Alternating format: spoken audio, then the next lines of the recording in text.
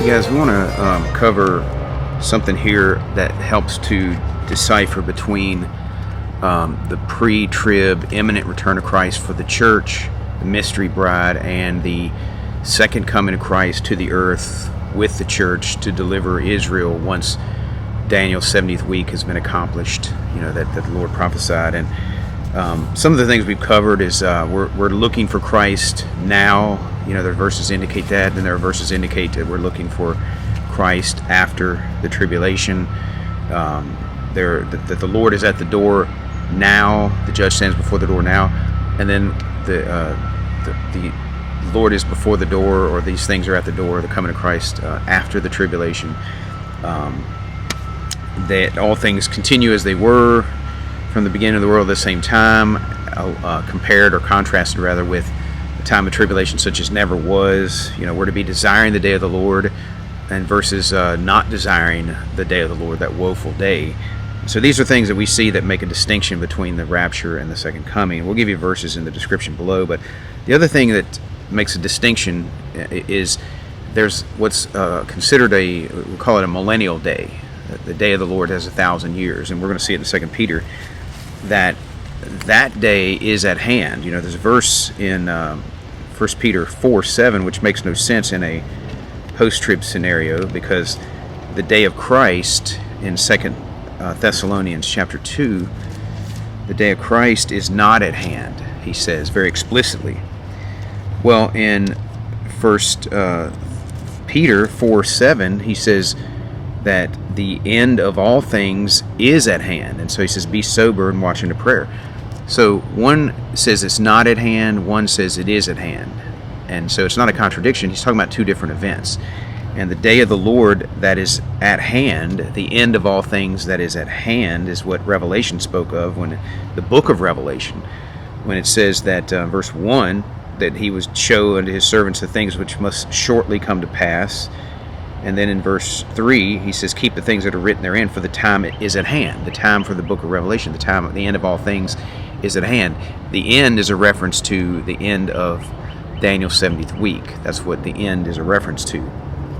But I want you to see that the day of the Lord is a 1,000-year period. There's the 24-hour day of the Lord when Jesus Christ comes to the earth with his saints, with 10,000 of his saints to execute wrath and judgment. And the day of the Lord that's a 1,000-year day that includes the millennium, the millennial reign of Christ and the end of Daniel's 70th week. It includes that whole chunk of time. And in 2 Peter 3, he says in verse 8, he says, but beloved, be not ignorant of this one thing, that one day is with the Lord as 1,000 years, and 1,000 years is one day.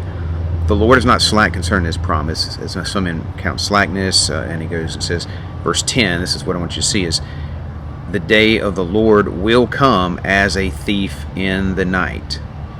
Right? That's exactly what Paul said regarding the rapture. The times and seasons you have no need that I write to you, because the day of the Lord so cometh as a thief in the night.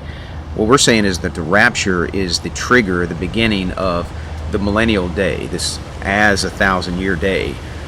Because he says the day of the Lord will come, in the which the heavens shall pass away, and the elements with a great noise. The heavens shall pass away with a great noise, the elements shall melt with fervent heat. The earth and all the things that are in it shall be burned up, all the works that are therein. And he said, seeing that all these things shall be dissolved. Verse 12, looking for and hastening unto the coming of the day of God, wherein the heavens being on fire shall be dissolved, and the elements shall melt with fervent heat. So that day of the Lord, that day of God, includes when he comes, and it includes the elements passing away and melting with fervent heat. Heaven and earth shall pass away. Well, we know from reading Revelation 20 that happens after the tribulation, when the white throne judgment is occurring. So it includes that, all the time frame. We also see the last day that Jesus spoke of in John 6, the resurrection at the last day, and a lot of people mistake this last day as the coming of Christ to the earth. But what we're asserting here is that the day of the Lord, this last day, is the millennial day, is a day as 1,000 years. It doesn't say a day of the Lord is exactly precisely 1,000 years, but it's as 1,000 years. So that day of the Lord is what he's referring to in 2 Peter 3, but also in 1 Thessalonians 5, including the rapture. But also in John 12, verse 48, we see this same thing. He says, "He that rejecteth me and receiveth not my words hath one that judgeth him. The word that I have spoken, the same shall judge him in the last day." Well, when are the wicked judged? When are those that didn't receive his word, when are they judged? They're judged at the white throne judgment, which is at the end of the 1,000 years.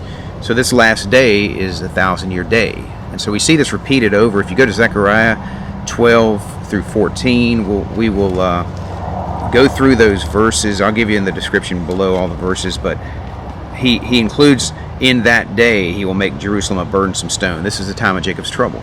In that day, he said, he'll pour out the grace and supplication upon the upon the house of David and the inhabitants of Jerusalem. In that day, the Lord shall dwell, he shall be king over all the earth. It goes from the millennium and the tribulation, and it starts with the rapture, is what we're asserting, that day of the Lord is what you need to be aware of, and so that you rightly divide these scriptures. So when you're seeing the day of the Lord that's coming as 1,000 years, and versus the day of the Lord that is when Jesus returns to the earth, a 24-hour day, he's talking about two different events, although two different concepts rather, including both events. But Luke 21, when he's talking about that day of the Lord shall come as a snare, the day of the Lord shall come as a snare, and it shall come upon all them that dwell on the face of the earth. Well, he's talking about the tribulation. That day, includes the entire tribulation. It includes the millennial reign, what we're saying, 1,000-year day. And so they're both included. So when you understand that difference, you won't get confused when you're reading through that, because the way a lot of post-trib arguments go is that they say, well, this is the end of the tribulation when Jesus shows up, therefore it can't be pre-trib because it's post-trib. They assume post-trib every time they read anything about the coming of the Lord, and so they automatically interpret it as post-trib. Anyway, you can't assume that these days would be the same thing. You can't assume these things are all the same, especially when the verses are very clear and explicit that they are different events and different time frames. So take a look at the verses we're going to put in the description below and let me know what you think.